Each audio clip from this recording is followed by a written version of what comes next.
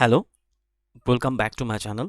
আজ আমি যে ক্লাসটা নিয়ে এসেছি সেটা একটা ইম্পর্টেন্ট ক্লাস এই কারণে, কারণ আমি কেমিস্ট্রির বিশেষ করে মেটাল অ্যান্ড নন মেটাল যে চ্যাপ্টার আছে সেই চ্যাপ্টারটা তো আমরা আগে এনসিইআরটির পুরো ডিটেলস ডেপথে গিয়ে ভিডিও কমপ্লিট করেছিলাম, ঠিক আছে?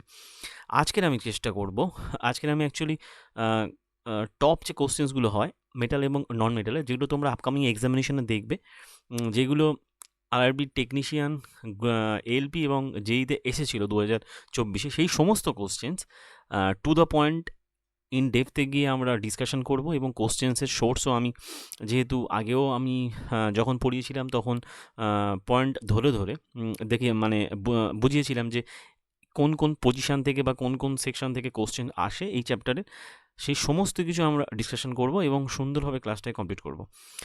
এছাড়া আমি তো আগে যে বায়োলজি ক্লাসগুলো কমপ্লিট করেছিলাম, যেহেতু আমাদের বায়োলজি ফুল কমপ্লিট করা, কারণ যত কোশ্চেন্স এলপি টেকনিশিয়ান এবং যেই 2024 এসেছিলো সমস্ত কোশ্চেন্সগুলো আমি আলাদা আলাদা সেকশন ওয়াইজ ভাগ করেছি। আর কি করেছি, আর চ্যাপ্টার ওয়াইজ তো প্রথমত ভাগ করেছি, তারপরে আমি চেষ্টা করলাম ক্লাস 9-এর সমস্তগুলো কম্পাইলেশন করা এবং ক্লাস 10-এর সমস্ত কম্পাইলেশন করা ভিডিওগুলো এক জায়গায় করে আমি 4 ঘন্টা এবং 1 ঘন্টা বা 4.5 ঘন্টা, 4.5 ঘন্টা বা 1-1.5 ঘন্টার যে কোশ্চেন্স ভিডিও অ্যাকচুয়ালি সমস্ত কিছু কম্পাইলেশন করে একসাথে আমি কমপ্লিট করে দিয়েছি। এরপরে আমি চেষ্টা করব ওই দুটোকে একসাথে করে যদি কম্পাইলেশন করে একটা ভিডিওর মাধ্যমে কমপ্লিট করা যায়, ঠিক আছে? এই ব্যাপারগুলো যেহেতু সময় সাপেক্ষ, ঠিক আছে? আর আমি যেটা কমপ্লিট করছি, মানে বায়োলজি সেকশন আমাদের টোটালি কমপ্লিট। ওকে, বায়োলজির আমরা টেক্সট পড়িয়েছি, বায়োলজির আমরা সমস্ত কিছু কোশ্চেন চ্যাপ্টার ওয়াইজ কমপ্লিট করিয়েছি এবং কম্পাইলেশন কমপ্লিট করেছি। আর কি ক্লাস, আর মোটামুটি যে আমাদের 1000+ যে সায়েন্সের ক্লাস চলছিল সেখানে 4 নম্বর ভিডিও আসবে। এবং তারপর আরেকটা যেটা চলছিল আমাদের 1000+ কারেন্ট অ্যাফেয়ার্সের যে কোশ্চেন্সের, তারও ভিডিও আমি নিয়ে আসবো। আর এছাড়া ফিজিক্সের ক্লাস 9-এর সমস্ত কোশ্চেন্স আমি কমপ্লিট করিয়েছি। ক্লাস 10-এর আমি ইলেকট্রিসিটি দিয়ে শুরু করেছি। ক্লাস 10 ইলেকট্রিসিটির আমি দুটো পার্টে কমপ্লিট করেছি, যেখানে আমি টেকনিশিয়ানকে আলাদাভাবে এবং একে আর মানে এএলপি এবং জেইতে টোটাল যে কোশ্চেন্স 75 কোশ্চেন, সেটাকেও আলাদাভাবে কোশ্চেন্স আমি কিন্তু কমপ্লিট করেছি, ঠিক আছে? সেখানে আমি টোটাল 75-এর ওপর কোশ্চেন্স আমি কিন্তু আপলোড করেছি। এরপর আমি চেষ্টা করব ম্যাগনেটের যে চ্যাপ্টারটা আছে সেই চ্যাপ্টারের সমস্ত কোশ্চেন্সগুলোকে কমপ্লিট করা। আর তারপরে যেটা হবে সেটা হচ্ছে কি আমাদের ওই যে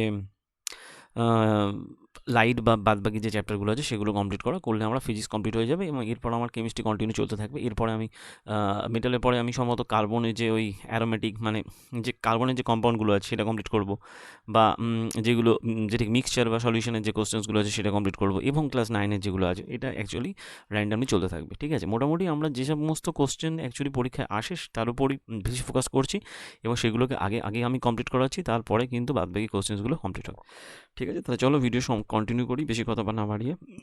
এবং অবশ্যই কিন্তু তোমরা চ্যানেলটাকে সাবস্ক্রাইব করো এবং অবশ্যই ভিডিওগুলোকে শেয়ার করেছো এবং কমেন্টের মধ্যে জানাও কেমন হচ্ছে ভিডিও, ঠিক আছে? তা যাই হোক, তো মোটামুটি ফার্স্ট কোশ্চেন যেটা আমাদের হচ্ছে সেটা হচ্ছে কি, বলা হচ্ছে যে which of the following is produced acid react with মেটালের সাথে যখন অ্যাসিডে বিক্রিয়া হয় তখন কি উৎপন্ন হয়ে থাকে? দেখো, মেটালের সাথে যখনই অ্যাসিডে বিক্রিয়া হবে, মেটাল যখনই অ্যাসিডের সাথে বিক্রিয়া করবে তখন কি করবে? হ্যাঁ, তখন অ্যাকচুয়ালি হাইড্রোজেন এবং সল্ট উৎপন্ন করবে, ঠিক আছে?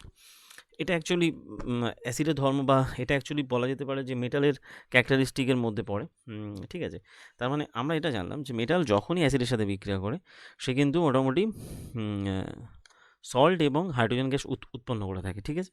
এবং এটার যদি আমরা ইন ডেপথে গিয়ে দেখি তাহলে কিন্তু এটাই পাবো যে মেটালের সাথে যখনই অ্যাসিড বিক্রিয়া করে, যেমন ধরো মেটালের সাথে যখনই অ্যাসিড বিক্রিয়া করে তখনই কিন্তু এই উপাদান আমরা পেয়ে থাকি। যদি আমি বলি এখানে যে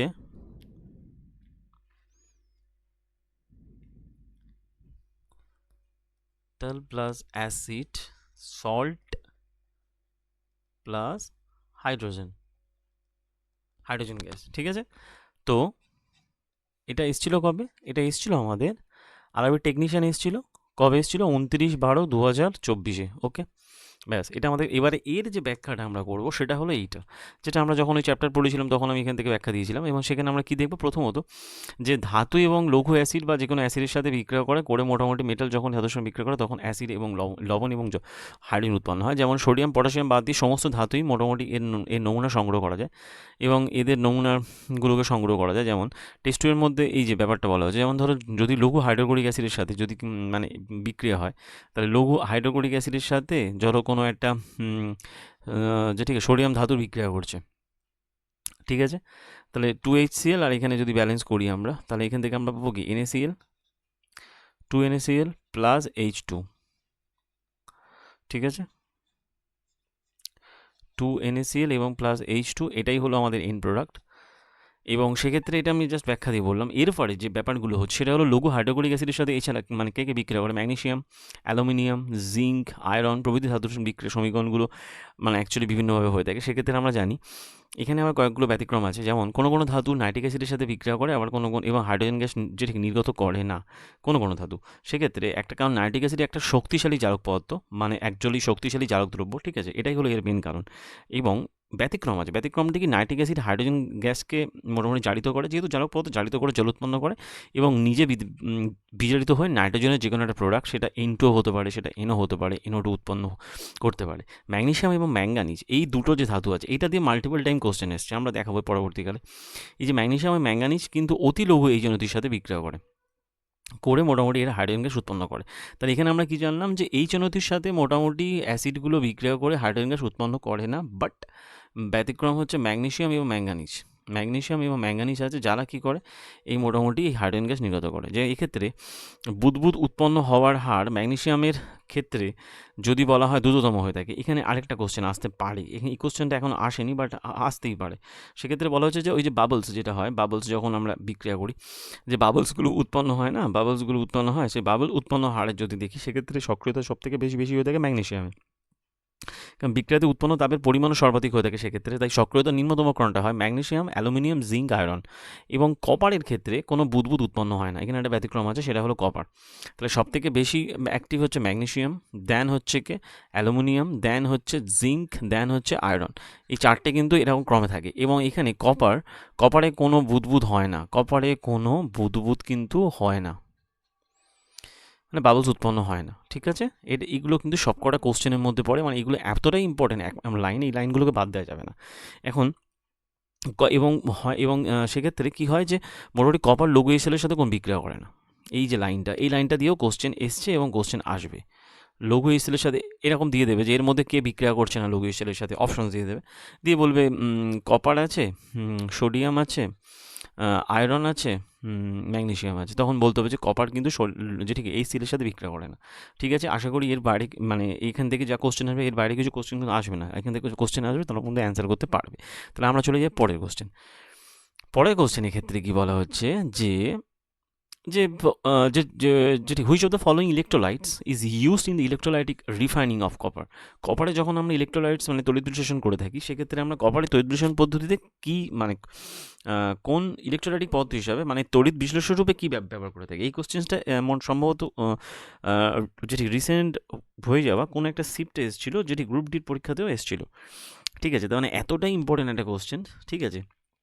তো সেক্ষেত্রে যদি আমরা বলি এখানে মানে এটা ওই ধাতু নিষ্কাশনের ক্ষেত্রে হয়ে থাকে, ইলেকট্রোলাইটিক যখন হচ্ছে কি হয় রিফাইনিং হয়, সেক্ষেত্রে এটা মোটামুটি আমরা জেনে থাকি যেটা যে কোনো অ্যাকচুয়ালি এখানে যেটা হয়ে থাকে সেটা কি যে একটা পাতলা পাতকে মানে এক্ষেত্রে যেটা হয়ে থাকে মানে যে ধাতুটার অ্যাকচুয়ালি আমরা তড়িৎ বিশ্লেষ্য হিসাবে ব্যবহার করব, মানে যাকে আমরা তড়িৎ বিশ্লেষণ করব, সেই ধাতুটার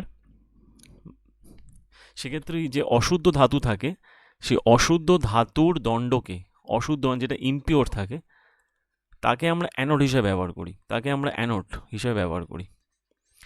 আর যেটা অ্যাকচুয়ালি বিশুদ্ধ ধাতু থাকে এবং যেটা পিওর মেটাল থাকে, পিওর মেটালকে আমরা ক্যাথোড হিসেবে ব্যবহার করি।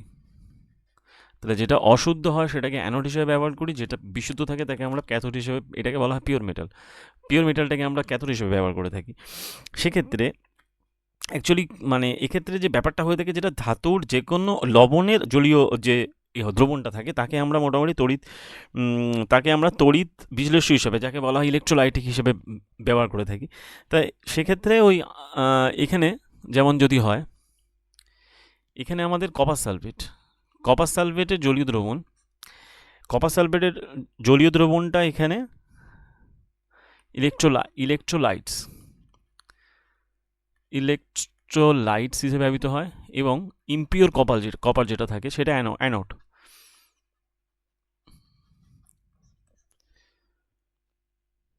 এবং পিওর যে কপারটা থাকে, পিওর কপার যেটা থাকে সেটা ক্যাথোড।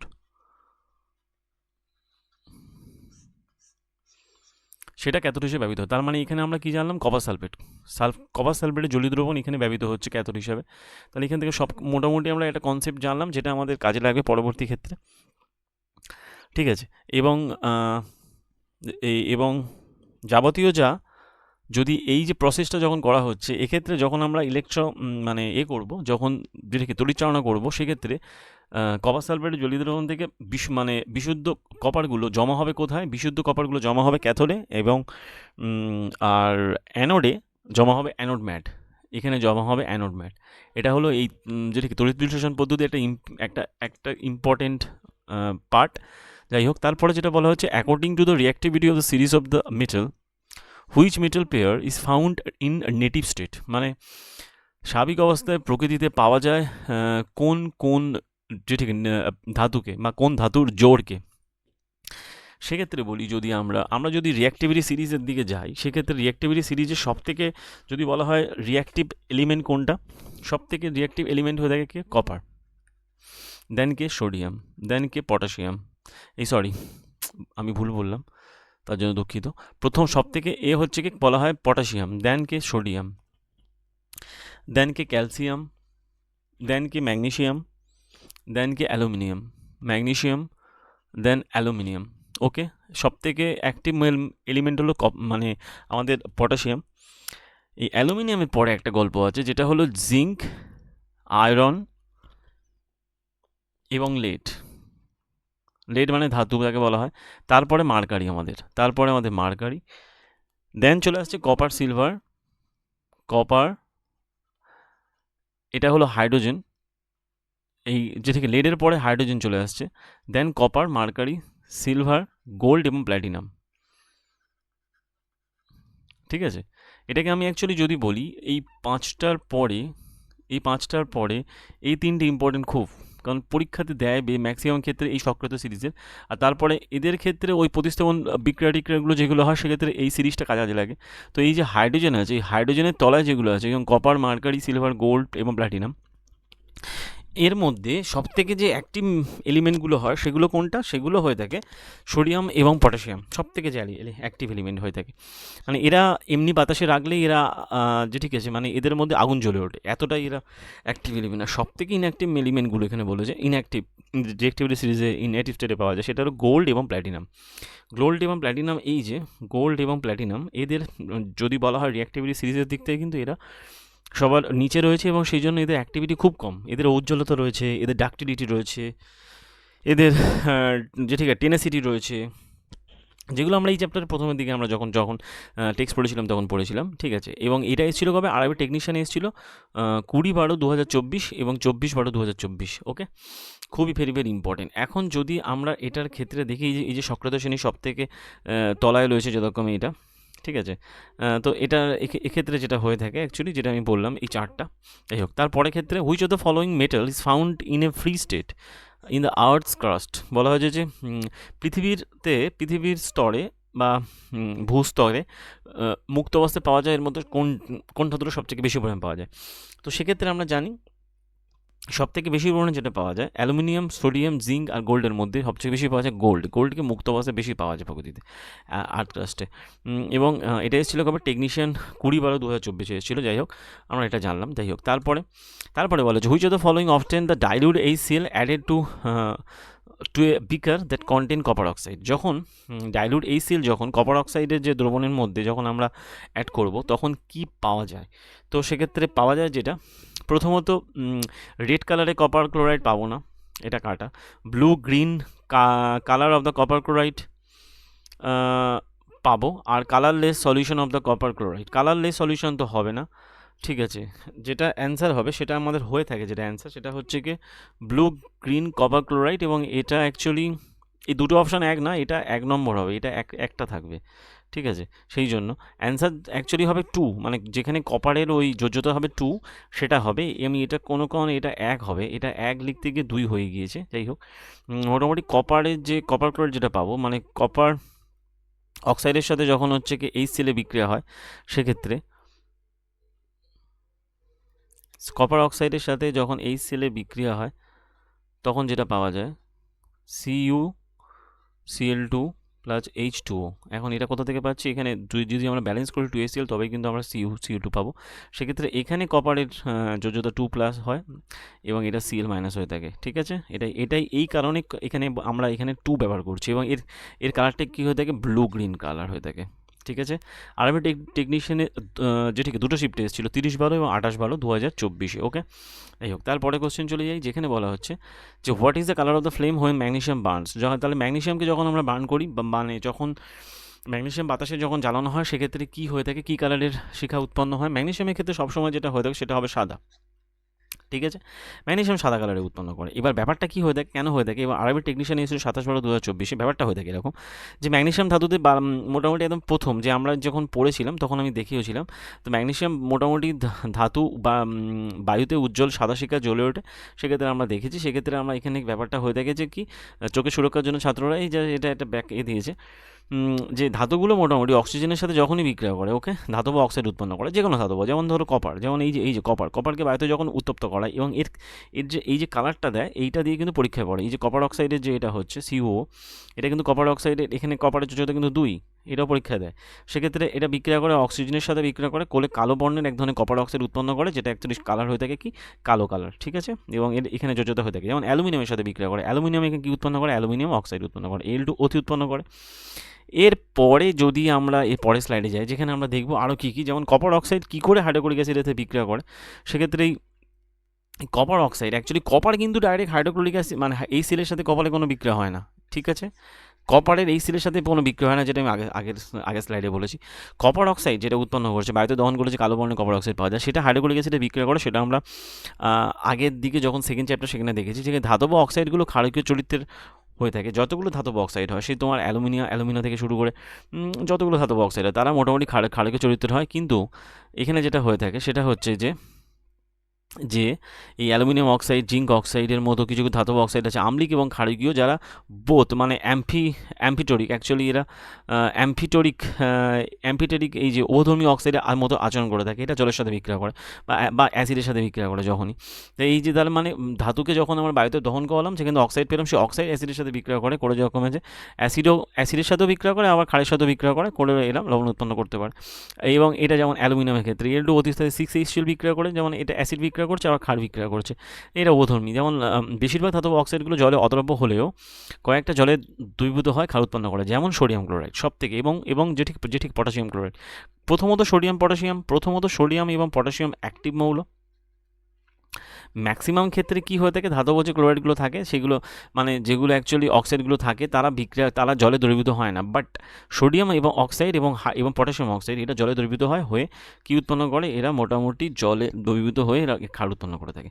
তাহলে ধাতব অক্সাইডগুলো সবসময় ক্ষারকীয় অক্সাইড হয়ে থাকে, মানে ক্ষারকীয় চরিত্র হয়ে থাকে। এইবার যেটা ব্যাপারটা হয়ে থাকে, যেটা কি আমরা দেখেছি কি যে সমস্ত ধাতু অক্সিজেনের সাথে সমান হারে বিক্রিয়া করে না, এবং অক্সিজেনের প্রতি মানে বিভিন্ন ধাতু সক্রিয়তা যেহেতু ক্রমটা বিভিন্ন হয়, সেক্ষেত্রে পটাশিয়াম সোডিয়ামের অ্যাক্টিভিটি সব থেকে বেশি হয়ে থাকে। এদের উন্মুক্ত রাখলে এদের মধ্যে আগুন ধরে যায়, ওই যেটা আমি বলছিলাম, ঠিক আছে। তাই এদের সংরক্ষণ করার জন্য বা আকস্মিক দগ্ধ হওয়া থেকে রক্ষা করার জন্য এদেরকে কেরোসিনের তেলের মধ্যে ডুবিয়ে রাখা হয়, যাতে বাতাসের যাদের মধ্যে আগুন না লেগে যায়, বা এদের সক্রিয়তা যাতে এদেরকে সংরক্ষণ করার করার জন্য। সাধারণের সাথে ম্যাগনেসিয়াম, অ্যালুমিনিয়াম, জিঙ্ক, লেড ইত্যাদি ধাতুগুলো পৃষ্ঠতলে অক্সাইডের একটা আস্তরণ পড়ে। সেই জন্য এই অক্সাইডের যে আস্তরণটা পড়ে সেটা অক্সাইডের আস্তরণটা পরবর্তীকালে এদের জ্বালন থেকে এদের রক্ষা করে। তাই আয়রনকে উত্তপ্ত করলে আয়রন প্রথমে দগ্ধ হয় না, কিন্তু আয়রন চূর্ণকে যখন বার্নারের শিখাতে মানে ছিটানো হলে সেক্ষেত্রে তারা তীব্রভাবে দগ্ধ হয়। তার মানে আয়রন কিন্তু উত্তপ্ত করলে এরা দগ্ধ হয় না। ভেরি ভেরি ইম্পর্টেন্ট পয়েন্ট, প্রত্যেকটা ওয়ার্ড কিন্তু এখানে ইম্পর্টেন্ট। এবং সেক্ষেত্রে আয়রন চূর্ণকে মানে বার্নারের শিখাতে ছিটানো হলে তারা তীব্রভাবে দগ্ধ হয়, বাট আয়রন সহজে দগ্ধ হয় না। কপার দগ্ধ হয় না, কিন্তু উত্তপ্ত কালো বর্ণের কপার অক্সাইডের আস্তরণ পড়ে, যেটা আমি বললাম, যেটা আমরা ওই বাতাসের দহনের ক্ষেত্রে দেখলাম। এবং সিলভার এবং গোল্ড অক্সিজেনের সাথে বিক্রিয়া করে না, কিন্তু এরা উচ্চ উষ্ণতাতেও নয়। অ্যালুমিনিয়ামের যে উপরে যে আস্তরণ পড়ে, আস্তরণ যে তৈরি করার পদ্ধতি তাকে বলে অ্যানোডাইজিং। সেক্ষেত্রে অ্যালুমিনিয়ামকে আমরা মানে বাতাসে উন্মুক্ত রাখলে তার উপর একটা সূক্ষ্ম আস্তরণ তৈরি হয়, এবং এই অক্সাইডের যে আস্তরণটা তৈরি হচ্ছে তাকে বলে অ্যালুমিনিয়াম অক্সাইড পরবর্তী অপক্ষয়, বা যেটি করশন থেকে এদেরকে মানে বাধা সৃষ্টি করে। এবং অক্সাইডের আস্তরণটা পুরুত্ব বৃদ্ধি পায় এবং বাধার পরিমাণ আরও বৃদ্ধি পায়। সেক্ষেত্রে অ্যানোডাইজিং প্রক্রিয়া সংঘটিত করার সময় একটা পরিষ্কার অ্যালুমিনিয়াম পাত্রকে আমরা অ্যানোড হিসেবে ব্যবহার করি। ওই যে বললাম, সব সময় জেনে রাখবে যে অ্যানোড হিসাবে ব্যবহৃত হবে ইমপিওর মেটাল। অ্যানোড হিসাবে ইমপিওর মেটাল সবসময় ব্যবহৃত হবে, এটা পরীক্ষা দিতেই পারে। এখানে অশুদ্ধ হিসাবে কে ব্যবহৃত হয়, আর অ্যানোড হিসাবে কে ব্যবহৃত হয়, এবং কপার হিসাবে ক্যাথোড হিসাবে কে ব্যবহৃত হয়। ঠিক আছে, তো সেক্ষেত্রে অ্যানোড হিসাবে মানে পরিষ্কার অ্যালুমিনিয়াম পাত্রকে অ্যানোড হিসাবে ব্যবহার করা হয়। এবং লঘু সালফুরিক অ্যাসিড এখানে তড়িৎ বিশ্লেষিত হয়। এখানে ইলেকট্রোলাইট হিসাবে ব্যবহৃত হচ্ছে ইলেকট্রোলাইট হিসাবে কে ব্যবহৃত হচ্ছে, লৌহ HCl। ঠিক আছে, এবং সেক্ষেত্রে অ্যানোডে উৎপন্ন অক্সিজেন গ্যাস অ্যালুমিনিয়ামের সাথে বিক্রিয়া করে এবং একটা পুরু রক্ষাকারী আস্তরণ তৈরি করে, এবং অক্সাইডের এই আস্তরণটা সহজে রং করা যায় এবং অ্যালুমিনিয়াম পাত্রগুলোকে আকর্ষণীয় রূপ দেওয়া যায় অক্সাইডের আস্তরণটাকে। ঠিক আছে, এটা হলো ওই অ্যানোডাইজিংয়ের ব্যাপারটা। যাই হোক, মোটামুটি আমরা এখান থেকে দেখলাম যে যেহেতু সবথেকে বেশি মানে সকল ধাতুগুলোর মধ্যে তাদের মধ্যে সোডিয়াম সবচেয়ে বেশি সক্রিয়। ম্যাগনেসিয়ামের ক্ষেত্রে এই বিক্রিয়াটা মোটামুটি তীব্রভাবে সংঘটিত হয় না, তাই এখান থেকে বলা যায় ম্যাগনেসিয়াম সক্রিয়তা সোডিয়ামের থেকে কম। কিন্তু জিঙ্ক, আয়রন, কপার, লেডের অক্সিজেনের মধ্যে দহন বিক্রিয়াগুলো এদের সক্রিয়তা নির্ণয়ের ক্ষেত্রে আমাদের সাহায্য করে না। এই সকল ধাতুর সক্রিয়তা কম, সে সম্পর্কে আমরা বলেছি। ঠিক আছে, ব্যাপারটা এখান থেকে আমরা কী জানলাম, এখান থেকে যেটা আমরা ডিটেলস জানলাম যে কপার মতো মোটামুটি ধাতু এই সেলের সাথে বিক্রিয়া করে না, বাট কপারের যে অক্সাইড হয় CO2 এ কিন্তু বিক্রিয়া করে, কিন্তু এই সেলের সাথে বিক্রিয়া করে। ওকে, আর যেটা হয়ে থাকে সোডিয়াম পটাশিয়ামকে মোটামুটি কেরোসিনের মধ্যে ডুবিয়ে রাখা হয় অ্যাক্টিভিটির জন্য। আর এখানে কপার কালো বর্ণের ওটা উৎপন্ন করছে, সিলভার আর গোল্ড সাথে মানে বা অক্সিজেনের সাথে কোনো বিক্রিয়াই করে না সিলভার আর গোল্ড। ঠিক আছে, তাহলে সিলভারের যে কালো কালারটা পড়ে কেন, ওটা অ্যাকচুয়ালি পড়ে থাকে ওর মধ্যে সালফার পড়ে, সালফারের সাথে বিক্রিয়া করে সালফার এবং সিলভার কিন্তু এই অক্সিজেন এবং এর সাথে কিন্তু কোনো বিক্রিয়াই করে না। ঠিক আছে, সব থেকে ইম্পর্টেন্ট পয়েন্টগুলো হলো। যাই হোক, তারপরে কোশ্চেন চলে যাই, বলা হচ্ছে যে which of the following metal does not react with cold water. এটা আরেকটা পয়েন্ট এসে যেখান থেকে একদম ছাকা কোশ্চেন আসবে। তো যেটা বলা হচ্ছে যে এর মধ্যে কোন ধাতুটা ঠান্ডা জলের সাথে বিক্রিয়া করে না, একটা ঠান্ডা জলের সাথে বিক্রিয়া করে না। পানি শব্দটা আমরা ইউজ করি না, এটা অ্যাকচুয়ালি কিন্তু আরবি শব্দ। যাই হোক, তো সেক্ষেত্রে পটাশিয়াম, সোডিয়াম, ক্যালসিয়াম, ম্যাগনেসিয়াম। তো এটার যদি আমরা ব্যাখ্যায় যাই, প্রথমত ম্যাগনেসিয়াম ঠান্ডা জলের সাথে কোনো বিক্রিয়া করে না। ওকে, এইবারে কেন করে না সেটা আমরা ব্যাখ্যায় যাবো। প্রথমত 27/12/2024 এসছে। এইবার যদি আমরা ব্যাখ্যায় যাই, প্রথমত যে ধাতুগুলো কী কন্ডিশনে কার সাথে বিক্রিয়া করে, ধাতু যখন জলের সাথে বিক্রিয়া করে ধাতু বা অক্সাইড উৎপন্ন করে প্লাস হাইড্রোজেন উৎপন্ন করে। ঠিক আছে, তার মানে ধাতু প্রথমত অ্যাসিডের সাথেও হাইড্রোজেন উৎপন্ন করে, আবার ধাতু ওয়াটারের সাথেও কিন্তু হাইড্রোজেনই উৎপন্ন করে।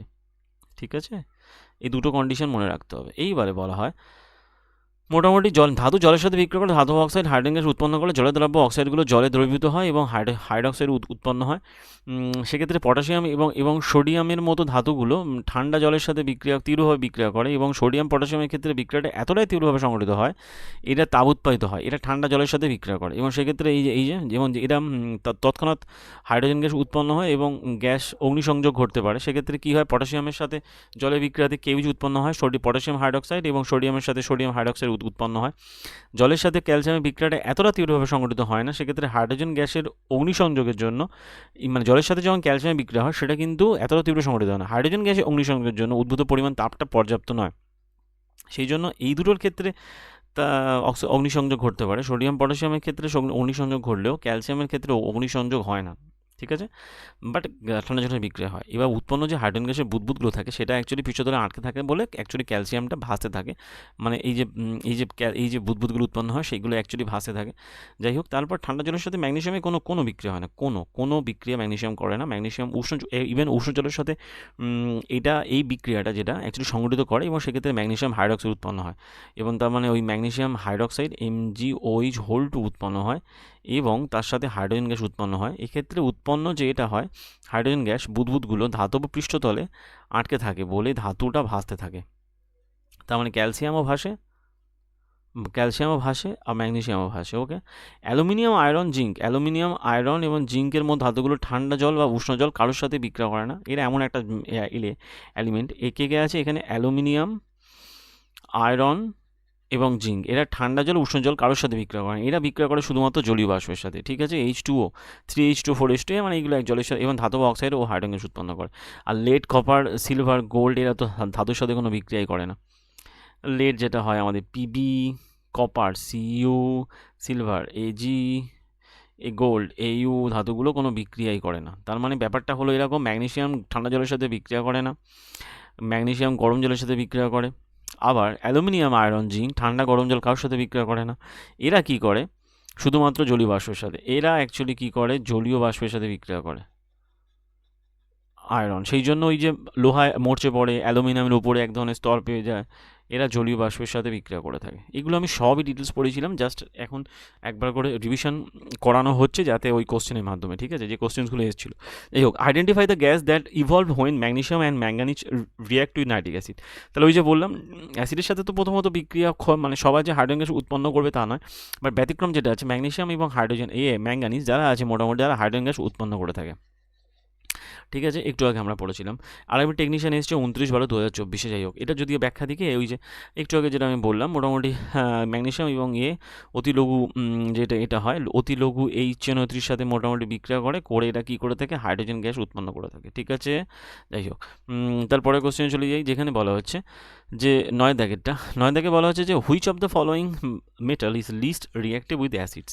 তো এর মধ্যে সবথেকে অ্যাসিডের সাথে বিক্রিয়ার হার সবচেয়ে কম কার যদি বলি সেক্ষেত্রে আমি বলবো কিন্তু কপার। কেন কপার একটু আগে ব্যাখ্যা দিয়েছিলাম। সেক্ষেত্রে এই যে যখন আমরা পড়াচ্ছিলাম ব্যাপারটাকে তখন আমি এখানে ব্যাখ্যা দিয়েছিলাম যে কপার আছে যেটা লঘু অ্যাসিডের সাথে বিক্রিয়া করে কোনো বিক্রিয়ায় সংগঠিত হয় না, বাদবাকি কিন্তু সবার বিক্রিয়া হয়। আবার এখানে ওই বায়ুর বুদবুদ উৎপন্ন করার ক্ষেত্রে ম্যাগনেসিয়াম সব থেকে বেশি, অ্যালুমিনিয়াম, জিঙ্ক, আয়রন তারপরে তাপমাত্রা অপরিবর্তিত থাকে। যাই হোক, এখানে ব্যাপারটা বলা হলো। ঠিক আছে, আর এটা এসেছিল কবে, আরবি টেকনিশিয়ান এসেছিল কবে এসেছিল 29/12/2024 এসেছিল। ওকে, যাই হোক, তারপরে কোশ্চেন যেটা বলা হচ্ছে সিলভার অর্নামেন্ট বিকাম ব্ল্যাক। কারণ সিলভার এবং গোল্ড বাতাসের সাথে তো বিক্রিয়া করে না, তাহলে এরা কালো কেন হয়? কারণ এরা বাতাসের অক্সিজেনের সাথে কিন্তু এরা কোনো বিক্রিয়া করে না। ঠিক আছে, অক্সিজেনের সাথে বিক্রিয়া হয় না, তাহলে কার সাথে বিক্রিয়া করে? সালফারের সাথে বিক্রিয়া করে। সেই জন্য এদের গায়ে কি হয়ে থাকে, এদের গায়ে যতক্ষণে যে কালো বর্ণের সালফাইড Ag2S Ag2S এরকম যতক্ষণে যে ধাতব আস্তরণ পড়ে, ঠিক আছে, সালফাইডের আস্তরণ পড়ে, সেই জন্য কালো হয়ে যায়। তো এটা কবে এসেছিলো? এটা 23/12/2024 এসেছিলো। যাই হোক, মোটামুটি আমরা 10টা কোশ্চেন কমপ্লিট করলাম। এগুলো কিন্তু সবকটাই টপ কোশ্চেন্স এবং সবকটা এই টাইপের কোশ্চেনই কিন্তু তোমরা ফেস করবে। যাই হোক, এবং আমি যে লেভেলের ডিসকাশন করছি এর বাইরে কিছু কোশ্চেন আসবে না আশা করি। যাই হোক, তারপরে question ferrous sulphate decomposes which of the following substance. মানে ফেরাস সালফেট যখন বিভাজিত হয় তখন কি উৎপন্ন করতে পারে? তাহলে এই ফেরাস সালফেট যখন হয় তখন তার থেকে মোটামুটি আমরা পেয়ে থাকি ferrous oxide Fe2O3, ferrous oxide, sulphur dioxide এবং সালফার ট্রাইঅক্সাইড। এটা অ্যাকচুয়ালি মেটালের কোশ্চেন না, এটা অ্যাকচুয়ালি ওই অ্যাসিড ক্ষার এই সমস্ত চ্যাপ্টারের কোশ্চেন, বাট আমি এখানে অ্যাড করে দিয়েছি এটা। যাই হোক, তো এটা আমরা জাস্ট দেখে রাখি, ফেরাস অক্সাইড যখনই হবে তা থেকে কিন্তু ফেরিক পাবো। ঠিক আছে, আরআরবি টেকনিশিয়ান গ্রেড 3 এসেছিলো মোটামুটি 23/12/2024। যাই হোক, তারপরে question which of the following metal react only steam not with the cold water or the hold water. তাই একটু আগে আমি বললাম। তাহলে যেখানে আমি বলেছিলাম যে ম্যাগনেসিয়াম একটা ধাতু যে অনলি স্টিমের সাথে বিক্রিয়া করে, ঠিক আছে, আর এই যে অ্যালুমিনিয়াম, না ম্যাগনেসিয়াম ভুল বললাম আমি, সরি, ম্যাগনেসিয়াম এটার জন্য দুঃখিত। এই শুধুমাত্র স্টিমের সাথে বিক্রিয়া করে অ্যালুমিনিয়াম। এখানে কটা এলিমেন্ট আছে? অ্যালুমিনিয়াম, জিঙ্ক এবং আয়রন। এরা তিনজনে আছে যারা অ্যাকচুয়ালি বিক্রিয়া করে থাকে কার সাথে?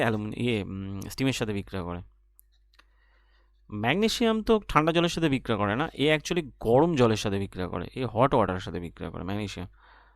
বাদবাকি সোডিয়াম পটাশিয়াম এরা ঠান্ডা জলের সাথে বিক্রিয়া করে, এরা কোল্ড ওয়াটারের সাথে বিক্রিয়া করে।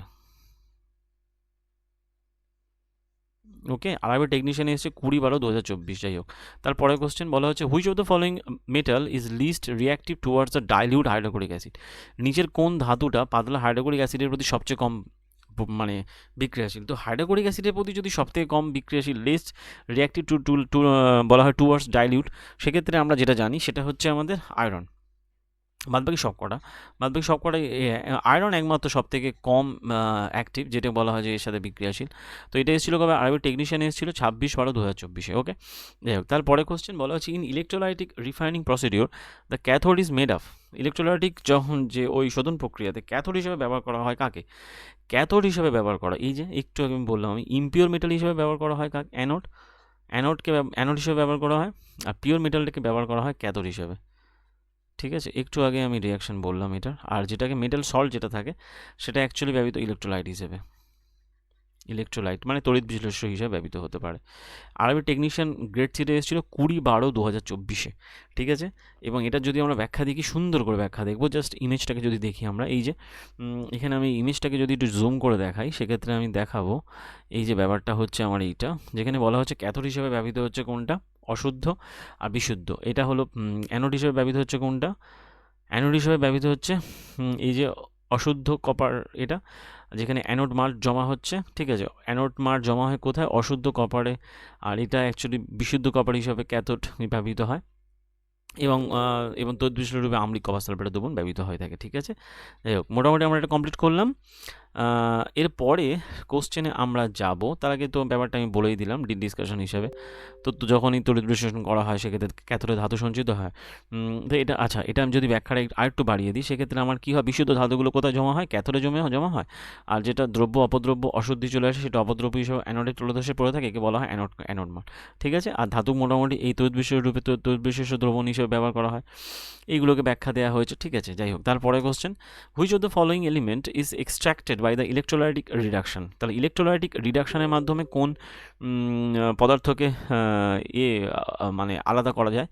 ঠিক আছে, সেক্ষেত্রে বলা যেতে পারে বলা হচ্ছে যে ইলেকট্রোলাইসিস তড়িৎ বিশ্লেষণ মানে তড়িৎ বিশ্লেষণ পদ্ধতিতে। সেক্ষেত্রে তড়িৎ বিশ্লেষণ পদ্ধতিতে আমরা জানি যে যেগুলো অ্যাক্টিভ মেটাল হয়, আমাদের সিলভার টিলভার নয়, অ্যাক্টিভ মেটাল কোনটা হয়? সেটা হচ্ছে কি বলা হয় সোডিয়াম। এর একটা চার্ট আছে, চার্টটা আমরা দেখবো।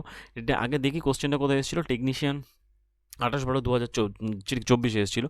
এই চার্টটা যেটা, সেটা হলো প্রথমত বলা হচ্ছে যে তড়িৎ বিশ্লেষণ রূপে কাকে কাকে করা হয় আর কখন।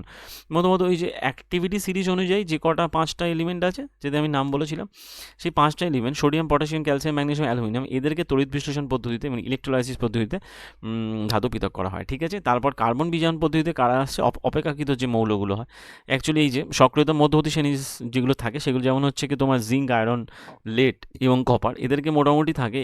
এদেরকে মূলত মানে ভূত্বকে অক্সাইড, সালফাইড এবং কার্বনের রূপে পাওয়া যায়, সেই জন্য এদেরকে কার্বন বিজারণ পদ্ধতিতে পৃথক করা হয়। এই যে মাঝারি সক্রিয়তা ধাতু বলে সিরিজ বলে বলা হয়েছে। ঠিক আছে, আর এবং এদের যেটি বহু সংখ্যক ধাতুর অক্সাইড আকরিক হিসেবে এদের পাওয়া যায়। এবং এর কারণ হলো এরা অক্সিজেনের সাথে মানে একটা অত্যধিক সক্রিয় মৌল, এবং পৃথিবীতে প্রাচুর্য এদের খুব বেশি হয়ে থাকে। ঠিক আছে, আর অপেক্ষিত কম সক্রিয় যেগুলো ধাতু হয় তারা মোটামুটি প্রকৃতিতে সালফাইড রূপে পাওয়া যায়, এবং সেই জন্য এদেরকে তাপজান পদ্ধতির মাধ্যমে আর করা হয়, বিজারণ করে ধাতু থেকে বিশুদ্ধ করা হয়। মাঝারি সক্রিয় কার্বনের যে আকরিকটা থাকে তাকে ভস্মীকরণ করা হয়, আর যেটা সালফাইড থাকে সেটা তাকে তাপজান। যেটা ভস্মীকরণ করা হয় সেটা অ্যাকচুয়ালি অক্সিজেনের অনুপস্থিতিতে করা হয়, যে তাপজান অক্সিজেনের উপস্থিতিতে করা হয়। ঠিক আছে, আর এমনি তো অতি সক্রিয় ধাতুগুলো যেগুলো হয় তাদেরকে গলিত আকরিকে তড়িৎ বিশ্লেষণ করে তাদেরকে বিশুদ্ধ ধাতু পাওয়া যায়। ঠিক আছে, আর এখান থেকে ধাতু অক্সাইড, ধাতু বিজারণ। ঠিক আছে, এবং তার মানে একমাত্র প্রকৃতিতে যেগুলো পাওয়া যায় সিলভার গোল্ড, এদেরকে তো বললাম, এদেরকে তো ওই কম সক্রিয় একদম ধাতুগুলো হয়ে থাকে। ঠিক আছে, যাই হোক। তারপরে কোশ্চেনে চলে যাই, যেখানে বলা হয় zinc metal reacts with sodium hydroxide. জিঙ্কের সাথে যখনই সোডিয়াম হাইড্রোক্সাইডের বিক্রিয়া হয়, তার মানে কি? সোডিয়াম হাইড্রোক্সাইড একটা ক্ষার, জিঙ্ক একটা মেটাল। বলা হয় যে অপেক্ষিত মধ্যবর্তী শ্রেণীর মানে মধ্যবর্তী সক্রিয় মেটাল, সেক্ষেত্রে যখনই বিক্রিয়া করছে তখন আমরা কি পাবো? সোডিয়াম জিঙ্কের পাবো। ঠিক আছে, NaOH এর সাথে যখনই জিঙ্ক বিক্রিয়া করবে তখনই পাবো কি? ZnO2, বলা হয় sodium জিঙ্কেট, NaOZN। Plus H2, sodium জিঙ্কেট পাবো, সেক্ষেত্রে বলা সোডিয়াম জিঙ্কেট পাবো, ঠিক আছে, সোডিয়াম জিঙ্কেট পাবো। এবং সোডিয়াম জিঙ্কেটের অ্যাকচুয়ালি স্ট্রাকচার যেটা হয়ে থাকে আমরা যেটা এখানে দেখছি সেটাই। তো Na2Zn না Na2Zn Na2Zn সম্ভবত এরকম স্ট্রাকচার হয়ে থাকে।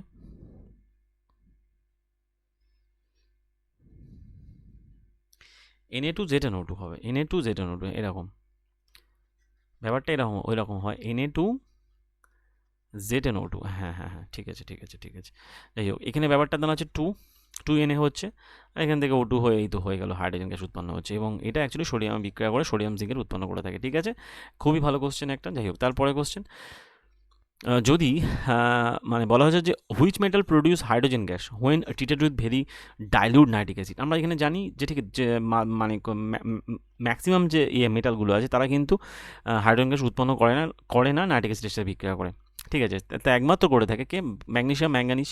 তাহলে আমাদের অ্যান্সার হবে ম্যাগনেসিয়াম ম্যাঙ্গানিজ। বাদ বাকিগুলো কিন্তু হবে না, কপার কোবাল্ট হবে না, ম্যাঙ্গানিজ কোবাল্ট হবে না, ম্যাগনেসিয়াম কোবাল্ট হবে না। আরবি টেকনিশিয়ান এসে 23/12/2024, ওকে। তো সেক্ষেত্রে আমাদের চলে এলো এটা 17 নম্বর কোশ্চেন। যাই হোক, তারপরে কোশ্চেন যদি আমরা যাই, তো সেক্ষেত্রে বলা হচ্ছে যে which of the following is produced when copper is heated of the presence of air. যখন আমরা কপারকে উত্তপ্ত করব তখন কি পাবো? এই একটু আগে আমরা দেখলাম, কপারকে যখন আমরা অক্সিজেনের সাথে উত্তপ্ত করব তখন Cu2O পাবো, কপার অক্সাইড পাবো, এবং সেটা কালো কালারের হয়ে থাকে, সেটা আমাদের কালো কালারের হয়ে থাকে। ব্ল্যাক কার্বন না, এই ব্ল্যাক কার্বন হবে না, সরি, বলা হচ্ছে যে ব্ল্যাক কালার্ড কপার অক্সাইড পাবো, ঠিক আছে, ব্ল্যাক কালার্ড কপার অক্সাইড। আর এটা আরবি টেকনিশিয়ান এসেছিল 29/12/2024। যাই হোক, তারপরে question, which of the following metal react with the very dilute nitric acid এবং ইভাব হাইড্রোজেন গ্যাস। ওই যে বললাম, এর মধ্যে কোনোটাই হবে না, একমাত্র ম্যাঙ্গানিজ হবে। এখানে যদি ম্যাঙ্গানিজের বদলে বলে ম্যাগনেসিয়াম থাকতো সেটাও হতো। আরবি টেকনিশিয়ান এসে 27/12/2024। যাই হোক, তারপরে কোশ্চেন চলে আসছে কি, in the electrolytic refining process of the metal electrolysis lytic made up of the which of the following. মানে ধাতুগুলো যখন আমরা মানে ওই করি, তড়িৎ বিশ্লেষণ করি, সেক্ষেত্রে তড়িৎ বিশ্লেষণ হিসাবে ব্যবহার করা হয় কাকে? তো বলা হয় তড়িৎ বিশ্লেষণ হিসাবে বলতে হবে যে ওই যেটা ব্যবহৃত হয় সেটা হচ্ছে কি, বলা হয় মেটাল সল্ট, যাকে আমরা মানে যাকে আমরা তড়িৎ বিশ্লেষণ করব তার মেটাল সল্ট। আর এখানে ইমপিওর যেটা হয় সেটা হচ্ছে কি অ্যানোড ইমপিওর মেটালটা ব্যবহৃত হয় অ্যানোড হিসাবে, আর যেটা পিওর মেটাল হয় সেটা ব্যবহৃত হয় ক্যাথোড হিসাবে ব্যবহৃত হয়। আরবি টেকনিশিয়ান এসে 27/12/2024। যাই হোক, তারপরে কোশ্চেন কি বলা হচ্ছে, ইন ইলেকট্রোলাইটিক রিফাইনিং প্রসেস তড়িৎ বিশ্লেষণ পদ্ধতিতে on passing the current impurities settle down those impurity are known as. মানে ইলেকট্রোলাইটিক মানে তড়িৎ বিশ্লেষণ পদ্ধতিতে যখন তড়িৎচালনা করা হয় করে যে অশুদ্ধিগুলো নিচে জমে, সেই অশুদ্ধিগুলোকে কী বলা হয়? ইলেকট্রোলাইটিক মাঠ, একদম না গ্যাঙ্গিউ, না ক্যাথোড মাঠ, না বলা অ্যানোড মাঠ। এটা আমরা ইমেজটাও আমরা দেখেছি, যেখানে ওই ক্যাথোডের নিচে জমা হচ্ছে, এটাকে অ্যানোড বলা হয়। আর এরকম একটা তড়িৎ বিশ্লেষ্য এই জায়গাটাতে মোটামুটি এটা অ্যাকচুয়ালি পজিটিভ হিসেবে ব্যবহৃত হচ্ছে অ্যানোড, আর এখানে এটা নেগেটিভ হিসেবে ব্যবহৃত হচ্ছে ক্যাথোড। আর এর মধ্য দিয়ে যখন আমরা তড়িৎচালনা করব সেক্ষেত্রে এখানে জমা হবে, বলা হয় অ্যানোড মাঠ। ওকে। তারপরে কোশ্চেন, এই যে অ্যানোড মাঠ হিসেবে ব্যবহার করা হলো, ঠিক আছে, আশা করি ব্যাপারটা যে ঠিক বোঝানো গেছে। যাই হোক, তারপরে question, which of the following is the most reactive metal in the reactivity series. তো যে বলা হয় যে সবচেয়ে প্রতিক্রিয়াশীল ধাতু কোনটা, এবং সবথেকে অ্যাক্টিভ ধাতু কোনটা? তো সব থেকে বেশি অ্যাক্টিভ হচ্ছে কি আমাদের পড়া হয় পটাশিয়াম সব থেকে অ্যাক্টিভ ধাতু এর মধ্যে, যে ঠিক রিঅ্যাক্টিভিটি সিরিজের মধ্যে। তো এটা নিয়ে কোনো সন্দেহ নেই। ইনঅ্যাক্টিভগুলোর মধ্যে কিন্তু গোল্ড অন্যতম, ঠিক আছে। যাই হোক, তারপরে বলা হচ্ছে which of the following is the least reactive. সব থেকে লিস্ট রিঅ্যাক্টিভকে যদি এই কটা ধরি আমরা, তাহলে আমরা জানতাম পটাশিয়াম, সোডিয়াম, ক্যালসিয়াম, ম্যাগনেসিয়াম। তার মানে এর মধ্যে কী হবে? লিস্ট রিঅ্যাক্টিভ হবে কে? Calcium. Potassium, sodium, calcium, magnesium, এর মধ্যে সব থেকে যদি বলা যেতে পারে calcium, magnesium, aluminium, calcium, magnesium, এর পরে আসছে অ্যালুমিনিয়াম। তাহলে এর মধ্যে সব থেকে লিস্ট কে হবে? ম্যাগনেসিয়াম সব থেকে লিস্ট হবে, কারণ ক্যালসিয়ামের বাদে তো হচ্ছে, ঠিক আছে, ক্যালসিয়ামের বাদে যেহেতু হচ্ছে তাহলে হবে কি? ম্যাগনেসিয়াম। আরবি টেকনিশিয়ান এসেছিলো, এটা কবে এসেছিলো? যথাক্রমে সরি 30/12/2024 যাই হোক। তারপরে question, which of the following term define the ability of metals to be drawn into thin wires, বা অ্যাকচুয়ালি কোন ক্যারেক্টারিস্টিকের জন্য ধাতুর কোন বৈশিষ্ট্যের জন্য ধাতুর কে পাতলা পাতে পরিণত করা যায়। তো আমরা মোটামুটি ধাতু যখন পড়েছিলাম চ্যাপ্টার শুরু করার সময়, তখন আমরা কয়েকটা ক্যারেক্টারিস্টিক দেখেছিলাম। তার মধ্যে ধাতুর ক্ষেত্রে যেটা থাকে প্রথমত মানে ওই যে টানলে যে তার ওই যে হয় প্রশনশীলতা হয়, তাকে বলা হয় ডাক্টিলিটি। একে বলা হয় বলা হয় ডাক্টিলিটি, একে বলা হয় প্রশনশীলতা। ঠিক আছে, মানে ওই যে টানলে যে ব্যাপারটা হয়ে থাকে এটাকে বলা হয় প্রশনশীলতা। মানে যেমন আমরা যদি বলি প্রশনশীলতা, ডাক্টিলিটি বলা হয়। যদি আমরা বলি সে 1 গ্রাম যদি হয় গোল্ড, 1 গ্রাম গোল্ডকে আমরা টেনে 2 কিলোমিটার পর্যন্ত বড় করতে পারি। 1 গ্রাম গোল্ড। এখন মনে হয় গোল্ডের দাম কত চলছে? এখন 10 গ্রামের দামই তো চলছে মনে হয় 1.5 লাখ সামথিং। তার মানে 1 গ্রাম মানে কত যা হচ্ছে এখান থেকে, যাই হোক। তো 1 গ্রামের দাম 15,000 টাকা। তো মানে 15,000 টাকা দিয়ে আমরা 2 কিলোমিটার লম্বা রাস্তা তৈরি করতে পারবো, মানে টানতে পারবো। এছাড়া ম্যালিএবিলিটি যেটা রয়েছে, ম্যালিএবিলিটি অ্যাকচুয়ালি বলা হয় যে ওটা ওই মানে ধাতুর ঘাত সহ যে ক্ষমতা, ধাতুকে অ্যাকচুয়ালি পিটিয়ে ধাতুর ঘাত সহ ক্ষমতা। ঠিক আছে, এটা আরবি টেকনিশিয়ান এসেছিল 23/12/2024। যাই হোক, তারপরে কোশ্চেন যেটা আমরা যাবো সেটা হলো, which of the following terms is used for the impurities found in or mining. তার খনিজ খননের ক্ষেত্রে ধাতুগুলো অশুদ্ধিকে কোন শব্দ, মানে অশুদ্ধি বোঝাতে কোন শব্দ ব্যবহার করা হয়? তো অশুদ্ধি বোঝাতে আমরা যেগুলো ব্যবহার করি, প্রথমত রোস্টিং তাপজারণ পদ্ধতি, অ্যানোড মাড, ওটা ওই অশুদ্ধি জমা হচ্ছে। ক্যালসিনেশন, ওটা বলা হয় যে বশীকরণ পদ্ধতি। তাহলে গাঙ্গিউ যেটা বলা হয় এটা অ্যাকচুয়ালি অশুদ্ধিগুলোকে বোঝাতে বলা হয় গাঙ্গিউ। আর ধাতুর অশুদ্ধিটাকে অ্যানোড মাড বলা হয়। ঠিক আছে, তাহলে এখানে এটা এসেছিল টেকনিশিয়ান এসেছিল 24/12/2024। যাই হোক, তারপরে কোশ্চেন চলে আসছি আমরা, copper is more reactive than which of the following statement. তার মানে যদি আমরা এখানে সিরিজ দেখলেই বুঝতে পারবো কপার কোন ধাতুর থেকে সব থেকে বেশি অ্যাক্টিভ। সেক্ষেত্রে আমরা যদি সিরিজ দেখি, সিরিজে যদি আমরা শেষের দিকে যাই, যদি আমরা শেষ থেকে উপরের দিকে আসি, সেক্ষেত্রে দেখবো যে মোটামুটি গোল্ড যেটা হচ্ছে গোল্ডের ক্ষেত্রে যে কেসটা হচ্ছে, গোল্ড সবার লাস্টে যদি থাকে, তাহলে আমি এটাকে ভাগ করি, sodium, potassium, sodium, calcium, magnesium, aluminium. এটা হলো। এরপরে যেটা থাকবে আমি যদি জাস্ট ভাগ করে যাই, এরপরে থাকবে জিঙ্ক আয়রন, লেড, দেন হাইড্রোজেনটাকে যেটা মিডিয়ার হিসেবে রাখলাম। তারপরে যেটা রাখছি সেটা হলো কপার, মার্কারি, সিলভার এবং গোল্ড। ঠিক আছে, তাহলে যদি আমরা এখানে দেখি, এটা এসছে মোটামুটি আরবি টেকনিশিয়ান 27/12/2024 এসেছিল। এখানে বলেছে যে কপারের থেকে বেশি রিয়াক্টিভকে, কপার কোথায় আছে? Copper is more reactive than which of the statement. মোটামুটি কপারের থেকে সবাই অ্যাক্টিভ বেশি, কিন্তু কপার কার থেকে বেশি অ্যাক্টিভ? ক্যালসিয়াম বেশি অ্যাক্টিভ কপারের থেকে, পটাশিয়াম, সোডিয়াম তো রয়েছেই। কপার কার থেকে? কারণ কপারের তলায় কি আছে, বলা হয় যে এটাকে বলা হয় সিলভার। তাহলে কপার কার থেকে? কপার হচ্ছে কি সিলভারের থেকে বেশি অ্যাক্টিভ। তাহলে অ্যান্সার হচ্ছে আমাদের এইটা। ওকে, যাই হোক, তারপরে কোশ্চেন চলে আসছে, বলো which of the following metal react with cold water. এই যে আবার সেই কোশ্চেন, যে কোল্ডের সাথে যদি আমি এখানে লিখে দিই, কোল্ড ওয়াটারের সাথে কে বিক্রিয়া করছে আর হট ওয়াটারের সাথে কে বিক্রিয়া করছে, যদি লিখে দিই তাহলে অ্যাকচুয়ালি সুবিধা হয়। কারণ এখানে আমরা জানি প্রথমত ঠান্ডা জলের সাথে বিক্রিয়া করে থাকে কোল্ডের সাথে সোডিয়াম, পটাশিয়াম, ক্যালসিয়াম। ওকে, যদি বলা হয় ম্যাগনেসিয়াম শুধুমাত্র হট জলের সাথে বিক্রিয়া করে, ম্যাগনেসিয়াম হট অনলি বিক্রিয়া করে ম্যাগনেসিয়াম। ঠিক আছে, আর স্টিমের সাথে বিক্রিয়া করে কে? Aluminium, zinc, iron. আর কোনো রিয়্যাক্ট করে না কে? মানে যেগুলো রিয়্যাক্ট করে না, লেড, কপার, গোল্ড, সিলভার এবং গোল্ড, এরা কিন্তু কোনো রিয়্যাক্টই করে না। ঠিক আছে, তাহলে সেক্ষেত্রে ফলোয়িং কোল্ড ওয়াটারের সাথে রিয়্যাক্ট করছে কে? অ্যালুমিনিয়াম। কেন অ্যালুমিনিয়াম হবে? Sodium, potassium, calcium. Sodium cold ওয়াটারের সাথে রিয়্যাক্ট করবে। আয়রন কি করে? আয়রন অ্যাকচুয়ালি স্টিমের সাথে রিয়াকশন করে। অ্যালুমিনিয়াম কার সাথে করে? অ্যালুমিনিয়াম রিয়্যাক্ট করে যখন স্টিমের সাথে বিক্রিয়া করে। জিঙ্ক কার সাথে করে? স্টিমের সাথে বিক্রিয়া করে। বাদ বাকি তো হলেই গেল। তাহলে আরআইবি টেকনিশিয়ান এসেছিল 29/12/2024। তারপরে question, which of the following method is used for the refining impure metal?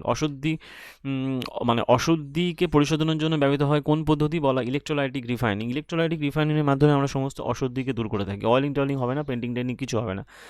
আরআইবি technician এসেছিল 29/12/2024। যাই হোক, তারপরে কোশ্চেন চলে যাই। এবার করে কোশ্চেন ছিল হচ্ছে এটা এলপির কোশ্চেন। সেখানে কি বলা হয়েছে? Which of the following statement incorrect regarding the metal? ধাতু সম্পর্কিত কোনটা ভুল? বলা হচ্ছে মেটাল আর যেটি good conductor of the heat, একদম ঠিক আছে।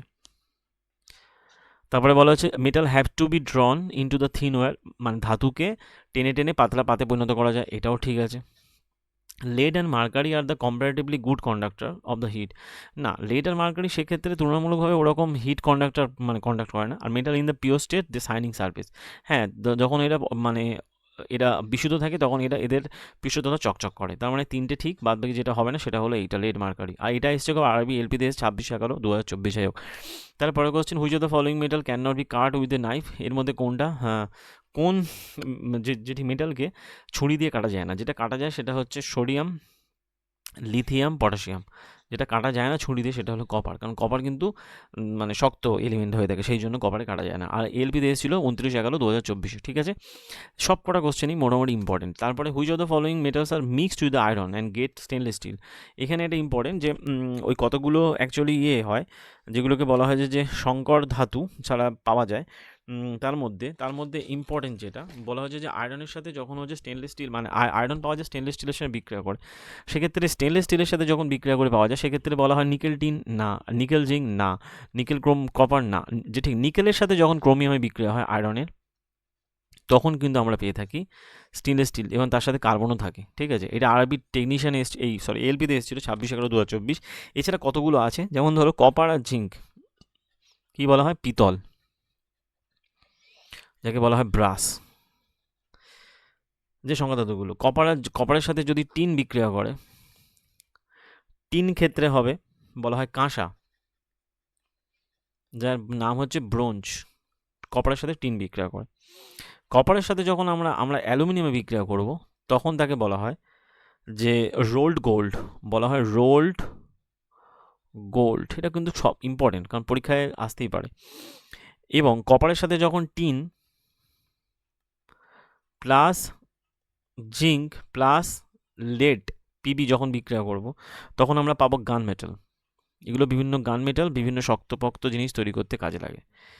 আবার কপারের সাথে যখন আমরা হচ্ছে কি আয়রন বিক্রিয়া করব, কপারের সাথে জিঙ্ক প্লাস আয়রন, মানে অ্যাকচুয়ালি এই যে পিতলের সাথে যখন একে বলা হয় ডেল্টা মেটাল, একে আমরা বলবো ডেল্টা মেটাল। আবার কপারের সাথে যখন হচ্ছে কপারের সাথে আবার বেল মেটালও পাওয়া যায়, কপার থেকে আমরা বেল মেটালও পাই, যদি এই টিনের পরিমাণটা কম থাকে তখন বলা হয় বেল মেটাল। ঠিক আছে, এবার মানে এটা আমরা চেষ্টা করলাম কপার জাতীয় যতগুলো হয়ে থাকে। এছাড়া তো ওই আরও অনেক কিছু রয়েছে, যেমন স্টিলের ক্ষেত্রে, স্টিল যেটা আমরা বললাম, স্টিলের ক্ষেত্রে iron, nickel, chromium plus carbon সবকটা মিলিয়ে তৈরি হয় স্টেনলেস স্টিল। আবার টাইপ মেটাল রয়েছে, যেখানে অ্যাকচুয়ালি লেড টিন এবং জিঙ্ক এবং অ্যান্টিমনি বিক্রিয়া করে টাইম মেটাল তৈরি করে। বিভিন্ন ধরনের এলিমেন্ট আছে, এগুলো পরীক্ষায় পড়ে অ্যাকচুয়ালি, মানে যেগুলোকে বলা হয় যে ওই মিক্সড যে মেটালগুলো আছে সেগুলো পরীক্ষা দু একটা পড়ে আর কি, যেগুলো মানে বেশি ম্যাক্সিমাম পড়ে থাকে এই পিতল, কাঁসা, এগুলো যে ঠিক রোল মেটাল, গান মেটাল, এগুলো পড়ে থাকে। যাই হোক, তারপরে question, according to the reactivity series iron is more reactive than? আবার সেই রিঅ্যাক্টিভিটি সিরিজ আয়রন কার থেকে বেশি রিঅ্যাক্টিভ? আমরা জানি পটাশিয়াম, সোডিয়াম, যেগুলোকে একদিকে রাখি, ক্যালসিয়াম, ম্যাগনেসিয়াম, অ্যালুমিনিয়াম হয়ে গেল। তারপরে চলে আসছে আয়রন এবং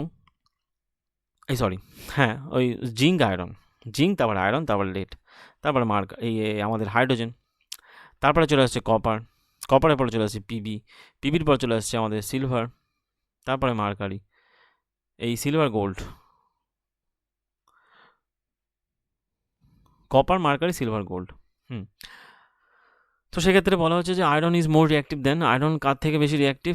আয়রন হচ্ছে কি বলা হয় সোডিয়াম, পটাশিয়াম কারোর থেকে হবে না, আয়রন কপারের থেকে বেশি রিঅ্যাক্টিভ। কোশ্চেনটা কিন্তু এসেছিল পরীক্ষাতে আরবিটিক নিয়ে। সুতরাং আমাদের এই সিরিজটাকে মুখস্থ রাখতে হবে। ঠিক আছে, এরকমভাবে 4টে তোমরা ভাগ করে নিয়ে করতে পারো, তাতে তোমাদের সহজে মুখস্থ থাকবে। 4 4 8টা, 8 5 13টা, ব্যাস এলিমেন্ট হয়ে গেল। আর এখানে আরেকটা দেওয়া যেতে পারে প্ল্যাটিনাম, একে 14টা, ব্যাস হয়ে গেল। এদিকে 5টা, এদিকে 5টা, মাঝখানে 4টে, ব্যাস। জিঙ্ক আয়রন লেড এবং তার সাথে আছে মার্কারি, তার সাথে আছে আমাদের হাইড্রোজেন। ওকে, তো অ্যান্সার কী হলো? কপার। ব্যাস, তারপরে কোশ্চেন চলে যাই, যেখানে বলা হচ্ছে when an iron nail is dropped into a copper sulphate solution. একটা কপার সালফেটের দ্রবণে যখন আমরা আয়রন নেল দিচ্ছি তখন কি হবে? ফেরাস সালফেট উৎপন্ন হবে এবং ধাতব কপার অধক্ষিপ্ত পড়বে নাকি? সেক্ষেত্রে সাবস্টেন্স ডিসপ্লেসড বাই, সাবস্টেন্সটা অ্যাকচুয়ালি ডিসপ্লেসড হয়ে থাকে কার দ্বারা? সেক্ষেত্রে কপার দ্বারা প্রতিস্থাপিত হয়। Which substance get displaced? কারণ কি? আয়রনের তলায় আছে কপার, ওই যে বললাম zinc iron lead, zinc iron. Actually ওই আগেরটা যেটা হয়েছিল এখানে, যে ঠিক আছে, এটাকে দুটো জায়গায়, এটা মার্কারি হবে Hg, ঠিক আছে, সরি, যাই হোক, তারপরের ক্ষেত্রে তো এটা হলো লেট, এটা হলো হাইড্রোজেন। তারপরে যেটা হয় আমাদের কপার, মার্কারি, সিলভার, গোল্ড। তাহলে এই যে আয়রন আছে, আয়রন একে অ্যাকচুয়ালি প্রতিস্থাপন করবে, কারণ এ যেহেতু যে ঠিক আছে সক্রিয় শ্রেণী উপরে আছে, সেই জন্য অ্যাকচুয়ালি একে প্রতিস্থাপিত করে কপার অধক্ষিপ্ত হবে, ধাতব কপার অধক্ষিপ্ত হবে।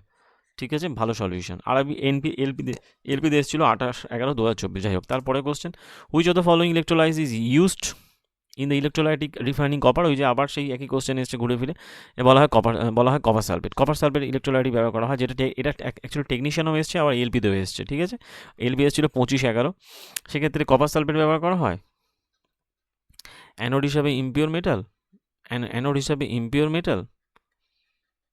আর ক্যাথোড হিসাবে পিওর মেটাল। যাই হোক, তারপরে question 35, which of the following metal is more reactive towards dilute hydrochloric acid. Hydrochloric অ্যাসিডের প্রতি বেশি সক্রিয়। এলপিতেও এসছে আবার একই কোশ্চেন, অনেকটা টেকনিশিয়ানের কোশ্চেন আবার রিপিট হয়েছে। সেক্ষেত্রে বেশি সক্রিয় কোনটা? বলা হয় ম্যাগনেসিয়াম কিন্তু ওই এর প্রতি বেশি সক্রিয়। ঠিক আছে, যাই হোক, হাইড্রোক্লোরিক অ্যাসিডের প্রতি। যাই হোক, তারপরে question, which of the following element is extracted by the using electrolytic reduction, মানে তড়িৎ বিশ্লেষণ পদ্ধতির মাধ্যমে সংগ্রহ করা হয় কাকে? বলা হয় সোডিয়ামকে সংগ্রহ করা হয়। 36 এলপিতে এসেছিল 27/11/2024। ঠিক আছে, যাই হোক, যেহেতু আমরা একটু আগে পড়লাম সোডিয়াম, পটাশিয়াম যেগুলো রয়েছে, ক্যালসিয়াম, এদেরকে মোটামুটি তড়িৎ বিশ্লেষণ পদ্ধতিতে পৃথক করা হয়। যাই হোক, অ্যালুমিনিয়ামকে নয় কিন্তু। What compound from when dilute hydrochloric acid is added to the bigger containing of the copper oxide. মানে কপার অক্সাইডের সাথে যখন হচ্ছে কি ডাইলুট হাইড্রোক্লোরিক অ্যাসিড বিক্রিয়া করে, সেই বিক্রিয়াটা যেটা আমাদের আগে ছিল CO2 সাথে, বলা হয় যে CO সাথে, অ্যাকচুয়ালি CO সাথে যখন হচ্ছে HCl বিক্রিয়া করবে 2HCl থেকে, সেক্ষেত্রে অ্যাকচুয়ালি 2 হবে, যেটা হবে 2, সেটাই কপার ক্লোরাইড CO। সেক্ষেত্রে কপার ক্লোরাইডের 2 যেটা হয় সেটা অ্যাকচুয়ালি উৎপন্ন হবে কিউপ্রিক ক্লোরাইড, যাকে বলা হয় Cu2Cl2 প্লাস O2 এই plus H2O, Cu2Cl2 plus H2O, এটা হলো বিক্রিয়া। এলপিতে এসেছিল 28/11/2024। খুবই ভালো কোশ্চেন। ঠিক আছে, যাই হোক, তারপরে question, what happens when sodium hydroxide react with the copper sulphate. Sodium হাইড্রোক্সাইডের সাথে যখন কপার সালফেটের বিক্রিয়া হয় তখন কি প্রোডাক্ট পাওয়া যাবে? তো সেক্ষেত্রে কপার সালফেটের সাথে যখন সোডিয়াম হাইড্রোক্সাইডের সাথে যখন কপার সালফেট বিক্রিয়া করবে, তখন আমরা যেটা পাবো সেটা হলো কপার হাইড্রোক্সাইড প্রেসিপিটেট হবে। ঠিক আছে, এবং তার সাথে Na2 সোডিয়াম সালফেট উৎপন্ন হবে। সোডিয়াম সালফেট লবণ পাওয়া যাবে, এটা সল্ট, আর কপার সালফেট অধক্ষিপ্ত হবে, এটা অ্যাকচুয়ালি অধক্ষিপ্ত হবে। ঠিক আছে, এটা যেইতে এসেছিল 18/12/2024। দারুণ কোশ্চেন এসছে। ঠিক আছে, যাই হোক, তারপরে question, when hydrogen gas is passed through a যে হিটেড ব্ল্যাক কপার অক্সাইড। যখন হাইড্রোজেন গ্যাস একটা ওই লোহিতপ্ত কপারের অক্সাইডের উপর দিয়ে যায়, সেক্ষেত্রে উৎপন্ন হয় কি? সেক্ষেত্রে ব্রাউনিশ কপার মেটাল পাওয়া যায়। ব্রাউনিশ কপার মেটাল আমরা পাবো, অক্সিডাইজ মেটাল ব্রাউনিশ হবে না, যে ঠিক রেডিউসেস ব্রাউনিশ কপার পাবো। ঠিক আছে, কপার অক্সাইডের থেকে। এবং এটা আরআরবি টেকনিশিয়ান এই যেইতে এসেছিল। প্রথমত কপার ধাতব অক্সিজেনের সাথে বিক্রিয়া করে, কপার করে মোটামুটি কপার অক্সাইড উৎপন্ন করে, যেটা ব্ল্যাক হয়ে থাকে। তারপর যেটা আমরা পাবো সেটা হচ্ছে কি ওই যেই এতে যে ব্রাউনিশ কপার মেটাল পাবো। ঠিক আছে, যাই হোক, তারপরে question, what happens when zinc react with the hydrochloric acid. জিঙ্কের সাথে যখনই হাইড্রোক্লোরিক অ্যাসিড বিক্রিয়া করে থাকে তখন কি পাওয়া যায়? জিঙ্কের সাথে হাইড্রোক্লোরিক অ্যাসিড যখন বিক্রিয়া হয় তখন জিঙ্ক অ্যাকচুয়ালি অক্সিডাইজড হয়। কেন? জিঙ্কের সাথে HCl বিক্রিয়া করলে কি হয়, জিঙ্ক যে 10Cl2 উৎপন্ন হয় তার সাথে H2 উৎপন্ন হয়, 2HCl হাইড্রোজেন গ্যাস উৎপন্ন হয়, জিঙ্ক অক্সাইডও পাওয়া যায়। এটা যেই দিয়েছিল 17/12/2024, ঠিক আছে। যাই হোক, তারপরে question, a piece of zinc is placed, যদি একটা জিঙ্কের টুকরোকে 3টে বিভিন্ন সলিউশনে রেখা হয়, যেখানে মধ্যে রয়েছে lead nitrate, aluminium sulphate and silver nitrate, 3টে রয়েছে সলিউশন, ঠিক আছে। সেক্ষেত্রে যদি রাখা হয়, which of the following will be zinc be able to displace the metal from solution. জিঙ্কের টুকরোকে 3টে ডোমনে রাখা হচ্ছে, লেড নাইট্রেট আছে, অ্যালুমিনিয়াম সালফেট আছে আর সিলভার নাইট্রেট। সেক্ষেত্রে জিঙ্ক প্রতিস্থাপিত হবে কার দ্বারা? জিঙ্কের অবস্থান কোথায় আমরা জানি, জিঙ্ক মোটামুটি ওই তো জিঙ্ক আয়রন লেড, দেন হাইড্রোজেন, আর এদিকে তোমার রয়েছে কপার মার্কারি, এই কপার মার্কারি সিলভার গোল্ড। তাহলে সেক্ষেত্রে লেড তো আছে, মানে জিঙ্ক অ্যাকচুয়ালি জিঙ্ক প্রতিস্থাপিত হবে, সেক্ষেত্রে জিঙ্ক আছে কি, লেড সালফেট আছে, আচ্ছা লেড নাইট্রেট আছে। তার মানে এটা প্রতিস্থাপিত হবে, প্রথমত লেড নাইট্রেটটা প্রতিস্থাপিত হবে, যেহেতু জিঙ্ক যে ঠিক লেডের থেকে উপরে আছে 1 নম্বর পজিশনে, আর সিলভার নাইট্রেটটা প্রতিস্থাপিত হবে, কেন, এটা এদের থেকে উপরে আছে। আর অ্যালুমিনিয়ামটা হবে না, কারণ অ্যালুমিনিয়াম তো জিঙ্কের থেকে উপরে আছে না, মানে অ্যাক্টিভিটি সিরিজের দিকে যদি আমরা দেখি, potassium, sodium, calcium, magnesium, aluminium, তাহলে অ্যালুমিনিয়াম তো জিঙ্কের উপরে আছে। যদি আমি এটাকে এরকমভাবে সাজাই, potassium, sodium, calcium, magnesium, aluminium, zinc, তাহলে জিঙ্কের উপরে কে আছে, অ্যালুমিনিয়াম, তাহলে এইটা প্রতিস্থাপন করবে না, বাদবাকি জিঙ্কের তলায় যেগুলো আছে সেগুলোকে প্রতিস্থাপন করবে, সেই জন্য অ্যান্সার হবে কোনটা, এইটা। যাই হোক, এটা এসেছিল কবে, 17/12/2024। যাই হোক, তারপরে question, when lead nitrate is heated and it decomposed lead monoxide. Okay, lead nitrate আছে PbNO3(2), একে যখন আমরা যেটি হিট দিচ্ছি তখন কি উৎপন্ন হচ্ছে, lead oxide PbO plus nitrogen dioxide NO2 plus oxygen, এবং ব্রাউন যে গ্যাসটা পাওয়া যাবে সেটা কোনটা, ব্রাউন গ্যাসে যেটা হবে সেটা নাইট্রোজেন অক্সাইড। নাইট্রোজেন অক্সাইড যেখানে থাকবে সেখানে ব্রাউন কালার উৎপন্ন করবে, বাদামি বর্ণের গ্যাস উৎপন্ন করবে, সেটা হলো নাইট্রোজেন ডাইঅক্সাইড, ঠিক আছে। এটা যেই দিয়েছিল 2024, খুবই ভালো question, very very important question. যাই হোক, তারপরে কোশ্চেন বলা হচ্ছে, হোয়েন এ মেটাল, এবং দেখা যাচ্ছে যেইতে কিন্তু খুব ভালো ভালো কোশ্চেন কিন্তু এসেছিলো, when metal and sulphuric acid, যখন একটা ধাতুর সাথে সালফারিক অ্যাসিড বিক্রিয়া করে তখন মেটাল ডিসপ্লেস হয় হাইড্রোজেন দ্বারা, এবং সেক্ষেত্রে which is higher reactivity series, যেটা অ্যাকচুয়ালি উচ্চতর যে সক্রিয়তা শ্রেণী অনুযায়ী। তো identified the metal which bubbling the hydrogen gas will be the fastest. ওই যে আমি তখন বলেছিলাম যে ম্যাগনেসিয়াম সক্রিয়তা শ্রেণী অনুযায়ী ম্যাগনেসিয়াম সবার আগে আছে, ওই যে হাইড্রোজেন গ্যাস যে উৎপন্ন হওয়ার যে ওই বিক্রিয়াটা, সেখানে ম্যাগনেসিয়াম সবার আগে আছে। আমি বলছিলাম না তখন যে পড়ানোর সময় যে এই কোশ্চেনটা কিন্তু আসবে, কারণ এই যে ম্যাগনেসিয়ামের যে ব্যাপারটা ধাতুর সাথে, মানে ওই বিক্রিয়াতে বাবলিং করার যে ক্ষমতাটা, সেটা কিন্তু ম্যাগনেসিয়ামের সব থেকে বেশি হয়ে থাকে। সেক্ষেত্রে ও কিন্তু ওটা কিন্তু হচ্ছে কি, ম্যাগনেসিয়ামের ক্ষেত্রে সব থেকে যেহেতু বেশি হয়, তারপরে অ্যালুমিনিয়াম হয়, তারপর জিঙ্ক হয়, তারপর আয়রন হয়। তো বাবলিং করার ক্ষমতা সব থেকে বেশি হবে ম্যাগনেসিয়ামের, ঠিক আছে। এটা কার সাথে বিক্রিয়া, মেটালের সাথে যখন সালফারিক অ্যাসিডের বিক্রিয়া হবে, একদম ওই যখন মেটালের সাথে যে অ্যাসিডের রিয়াকশন, অ্যাসিড উইথ মেটাল, ওই যে রিয়াকশানের যখন আমি ফার্স্টেই কোশ্চেনটা পড়েছিলাম, ঠিক আছে। যাই হোক, আরবি যেইতে এসেছিল 17/12/2024, তার মানে দেখা যাচ্ছে যা পড়াচ্ছি কিন্তু তার মধ্যে থেকেই কোশ্চেন থাকছে। সুতরাং একটুখানি যদি সিরিয়াসলি পড়তে পারো তাহলে কিন্তু ম্যাক্সিমাম কোশ্চেন তোমরা কমন পাবে, এর বাইরে কিছু কোশ্চেন আসবে না, এখনও বলছি আমি এত গ্যারান্টির সাথে। যাই হোক, তারপরে কোশ্চেন, অ্যান্ড অক্সিডেশন, যখন অক্সিডেশন হয় তখন সিলভার চেঞ্জ ইস কালার এবং কপার চেঞ্জেস ইটস কালার। তাহলে সিলভার অক্সিডেশনে কী হয়, সিলভার অক্সিডেশনে কালার ব্ল্যাক হয়, সুতরাং গ্রেটে হবে না, বাদ দাও। তাহলে আর এটা কি হয়, কপারে যখন অক্সিডেশন হয় কপার কিন্তু সবুজ কালারে হয়ে থাকে, ঠিক একদম কপারে সবুজ কালারে হয়ে থাকে। সেক্ষেত্রে কি হবে, সেক্ষেত্রে বলা হয় যে কপার, তাহলে সিলভার থেকে হচ্ছে ব্ল্যাক আর কপার থেকে হচ্ছে গ্রিন। যাই হোক, এটা এসেছিল যেইতে এসেছিল 16/12/2024। যাই হোক, তারপরে question, which of the following metal will displace copper from the copper sulphate solution. Copper sulphate সলিউশনে সেই আবার অ্যাক্টিভিটি সিরিজ, সেক্ষেত্রে দেখবো যদি আমরা দেখি তাহলে এখানে মধ্যে কাকে চেঞ্জ করবে, কপার, অ্যাকচুয়ালি আয়রন কপারকে প্রতিষ্ঠিত করবে, কারণ আয়রন তো কপারের উপরে না, জিঙ্ক আয়রন লেড, দেন হাইড্রোজেন, দেন কপার, সুতরাং কে প্রতিস্থাপিত করবে, আয়রন, বাদবাকি সব কটা তো কপারের নিচে, এই যে কপারের নিচে মার্কারি, সিলভার, গোল্ড, তারপর প্ল্যাটিনাম। তো এই যে রয়েছে সিলভার, এই যে রয়েছে গোল্ড, এই যে রয়েছে প্ল্যাটিনাম, এদের তো কোনো গল্প হবে না। সুতরাং যেহেতু এরা কপারেট যে ঠিক নিচে আছে, সুতরাং প্রতিস্থাপন করবে ওটাই। আর তাহলে এসেছিল কবে, 18/12/2024 যেই এসেছিল। তার মানে মোটামুটি আমরা যে 45 কোশ্চেন করলাম, এটা কিন্তু টপ 45 কোশ্চেন বলতে পারো। কারণ মোস্ট অফ টপিক কভার করেছি, চ্যাপ্টারটা টোটালি কভার করা হয়েছে। তো আশা করি চ্যাপ্টার তোমাদের ভালো লেগেছে ভিডিওটা। যদি ভিডিও ভালো লেগে থাকে ভিডিওটাকে লাইক করো, চ্যানেলটাকে সাবস্ক্রাইব করো, অবশ্যই বন্ধুদের মধ্যে শেয়ার করো, এবং দেখা হচ্ছে পরের ভিডিওতে, এবং ফিডব্যাক জানাও ভিডিও কেমন হয়েছে। তো এরকম ভিডিও নিয়ে কিন্তু আসতে চলেছি আরও। আপাতত ভিডিও পর্যন্ত থ্যাংক ইউ।